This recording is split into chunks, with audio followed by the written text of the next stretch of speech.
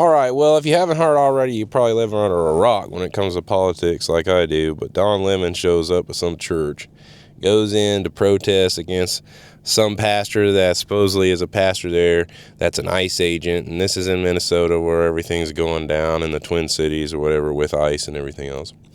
And anyways, there's an interaction with this pastor and Don Lemon where at the end there, he says that, oh, well, I'm a Christian too. And so just watch this. We're here to worship Jesus. Yes. That's why we're here. Yeah. Okay, that's why we're here. Okay. That's what we're about. Don't you think Jesus would be understanding we're about and love these folks? We're about spreading the love of Jesus. But did you try to talk to them as a Christian? No one is willing to talk. Okay. I have to take care of my church and my family, so I asked that you actually would also leave this building. You don't want us to chronicle what happened? Unless you're here to worship. I'm always worship. I'm a Christian. So there's a couple problems with this. I mean, not only Don Lemon is a part of the LGTV community.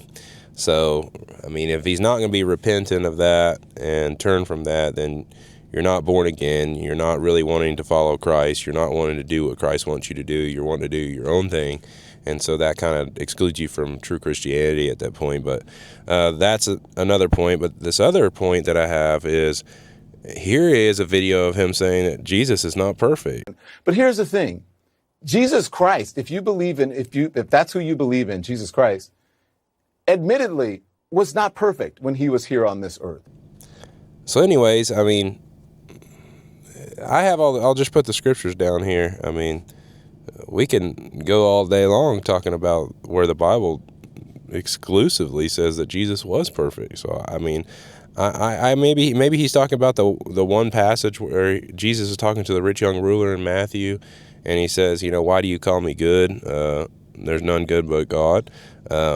He was using the ignorance of the rich young ruler to who he actually was to prove a point that the rich young ruler wasn't perfect. But no one in their right mind, theologically, that has read the Bible would conclude that Jesus wasn't perfect and sinless. I mean, that's what it teaches all throughout the Scripture.